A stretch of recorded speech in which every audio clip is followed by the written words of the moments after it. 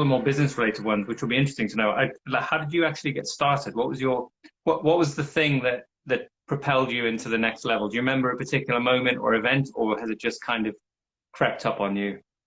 No, so actually I remember this very, very well. So myself are born with very, very thin lips, almost like the question you previously asked me about the very thin, flat lips, no Cupid's bow. That was me. And I had complex. I was self-conscious about my lips. And when I smiled, it was like only teeth, more or less. So I always, haha, when I smiled. So when I was 19 years old, or way before that, I started doing research. I wanted to have my lips done. So I started doing research and I found a very well-known good injector in Stockholm. I lived 4 hours by car from Stockholm back then. But when I turned 19, I decided now I'm going to go for it. So I went to Stockholm to this clinic. And when I stepped into this clinic, I sat down in the treatment chair. I looked around, and by then I was the only one wearing makeup in my class. I was interested in fashion, and I come from a very small city in Sweden, by the way. So I had this interest in aesthetics already by then, and fashion and hair and makeup. And when I sat in that chair, I looked around, I'm like, this is what I'm going to end up doing when I grow up. So I remember that so well. One day I'm going to become an injector and work in this beautiful environment and make people happy. And also when she did my lips, I was overwhelmed. I cried. I was super happy. And I also felt this is what I want to give my future patients, this feeling, this confidence. But it took a few sessions for me to come where I wanted to be regarding my lips. At a couple of times, it went a little bit too much. So, oops. So we dissolved a bit and started over. So I'm also very honest and open about that even happened to me in the past. A little bit too much in a couple of times, but dissolve and start over. So yeah, I would say that will be the background of my first thought of working in this field. But then I also had a very, very amazing, interesting job at a hospital working with post-heart surgery patients for 13 years. But while working with that, I loved it, but I always had in my mind aesthetics. And it's a very big step to take out from the hospital and start, from scratch with something completely different. So it was a scary step to take, but 7 years ago I felt, no, I can't take this anymore. I can't work 3 shifts, day, evening, nights, round and round. And I just felt that it's time to take this step. And I just did it. And 7 years later, here I am today. It's going well, yeah. It's going okay, yeah. Because one of the other questions is what tips would you give to a new injector? But I'd almost like to say now, with all your experience and everything you've achieved, what would you like to say to yourself when maybe in those very early days, just after your first 6 months? What advice would you give to yourself at that time? I mean, well, I think I did it quite well, because that's a typical, very personal feature of with myself. If I decide something, if I want to do something, I don't do it 100%. I go 110. So I just go for it and I do it. And I did that. So the most important thing, I think, when you are a new injector is and this is an expression Dr. Subio often uses, get your hands dirty, which means do it a lot.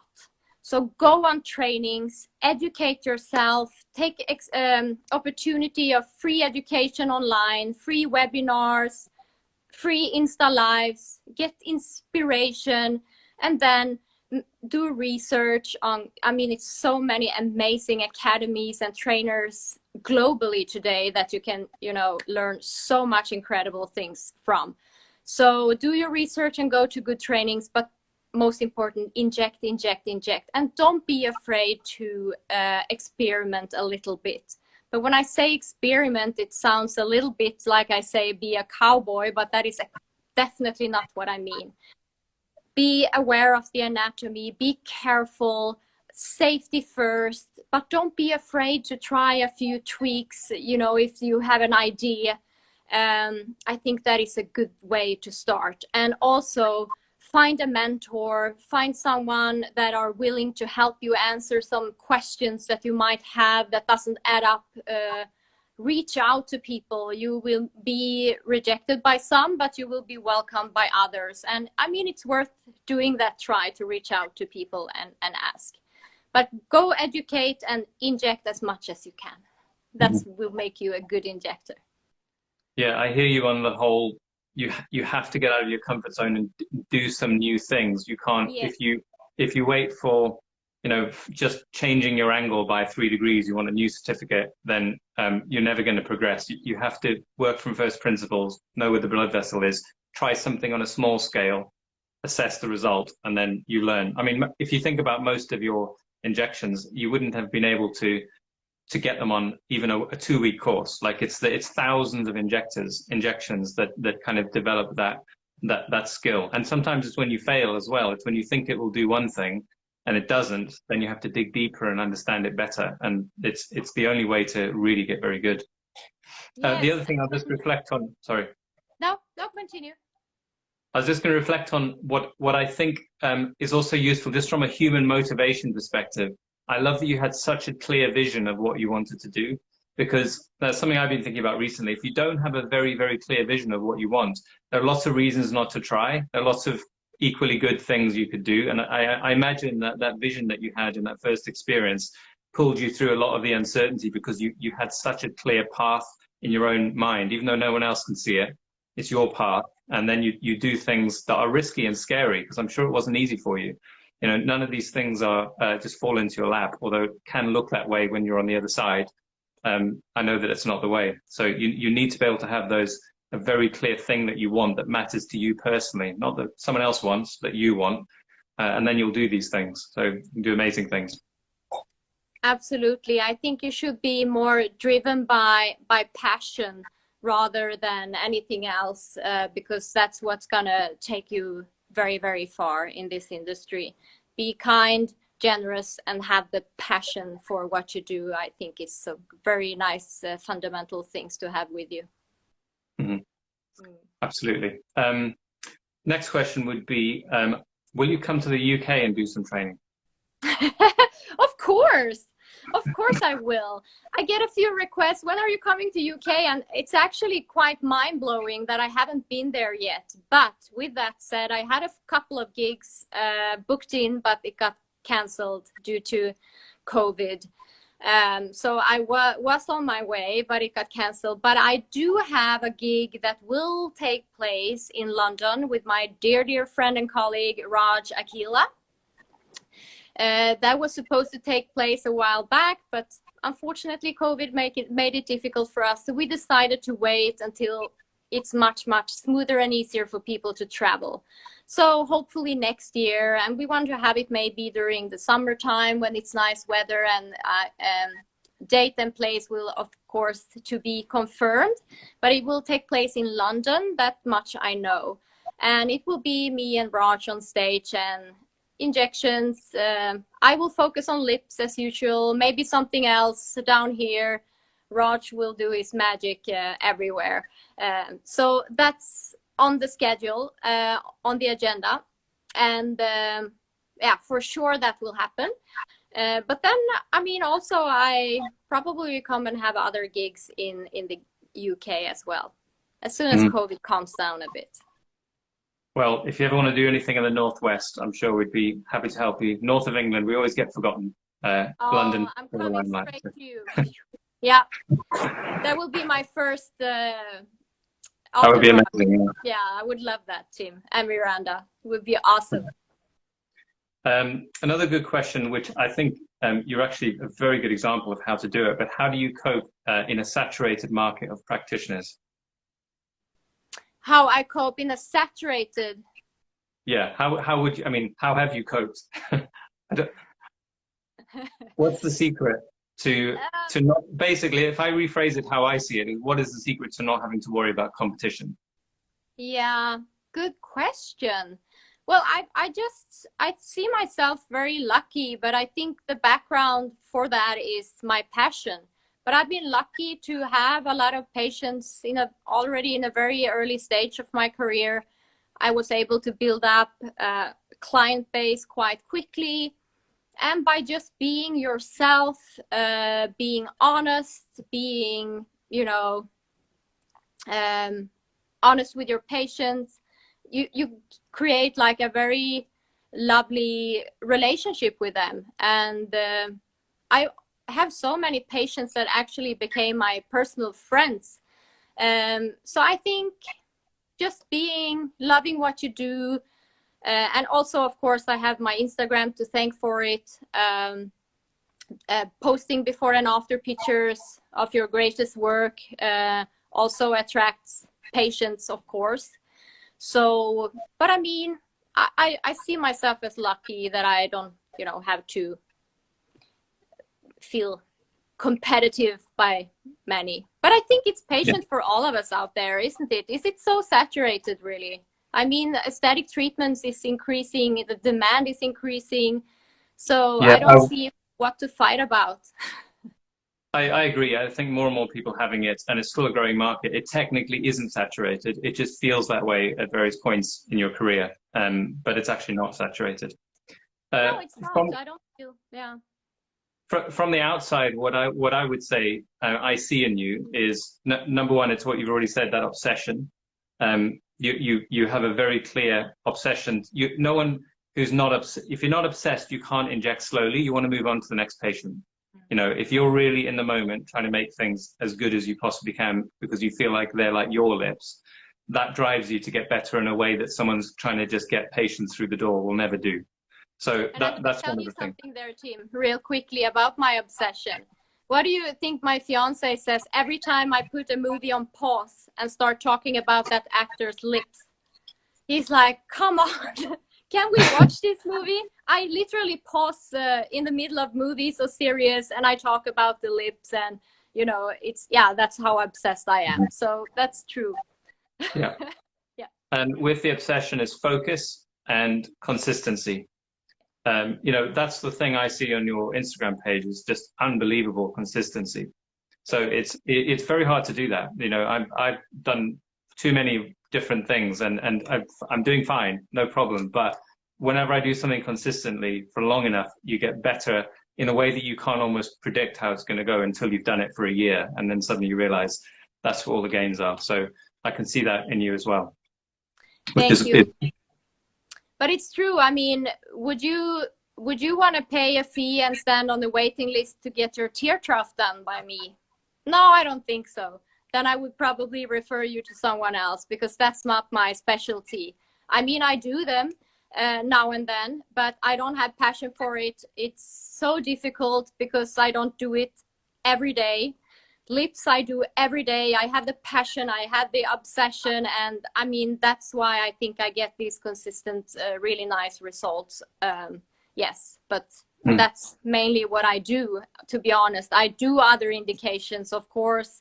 Lips is just one part of the face, and if I have a patient that wants to do their lips, other indications follow. Sometimes you need to do some adjustment in the lower face so the new lips can fit nicely into proportions. So I do other indications, but there are a few that scares me a bit, and that's tear trough, noses, and fillers in forehead. But the other stuff I feel confident doing, but yeah. Yeah. Oh, well, it just goes to show, I mean, I think it's a Tony Robbins quote that if you don't have to be, well, the analogy comes from being number one. So you don't have to be that much better than number two to get a disproportionate reward. So, but you'll never be number one if you're trying to be number one in 10 categories. Like you really have to go for one thing. And I'm sure there are many injectors who are very, very, very similarly skilled, but they're not number one. And that unfortunately means they have more competition. So it's a hard thing to do. You know, this is no easy feat. But you can be number one in a category in your area, for example, the go-to person for a particular treatment. I've seen a few people do this. Uh, there are a few who are narrowing down on just one area of the face, and I think it's a good strategy. And you will become very, very good at it, even if you start out not good at it, because repetition is how you master something. True. So true. Yeah. I think I've got all the. There was one other thing about migration. We didn't talk enough about migration, but do you think that? Well, what is your understanding of migration? What do you think it is that is behind the migration that you see? I think the number one reason for migration is overfilling. You create high pressure in the tissue of the lips. You have all these animation, the muscle movement going on. And I think over time it can migrate. So overfilling, creating this high pressure in the tissue, I think it's a no-go, because I often see when they have overfilled lips, it comes with migration. I also think it can be technique related, even if you don't overfill the lips, like the vertical injection you showed first, how not to do, going through the white lip straight through the muscle and be very close to the labial artery. You create like a channel, and if you pull the product with you all the way out, you will get some product into the white lip as well. And I think also with all this, it's such an animated area, and the orbicularis oris muscle is working so hard. So I think the filler can migrate through these filler channels you have created and over time create migration. I would say that will be the two main reasons. Yeah, too deep and wrong injection techniques, and then overfilling. I don't think it's so much product related, to be honest. I think we should be maybe careful of the amount of product when it comes to hydrophilic fillers. I think hydrophilic fillers you can use into lips, but in smaller amounts. The most important for me when it comes to products is that the rheology fits the patient's tissue, because the tissue is so different. You can have a patient with very loose lip tissue, and you can have a patient with very firm lip tissue. And then you have this scale in between. So they can be in the middle of the scale, they can be close to loose, they can be close to firm. So we need to know our rheology, and we need to know how the filler behaves in these different types of tissues directly during the treatment, but also over time when the lip settles and are healed.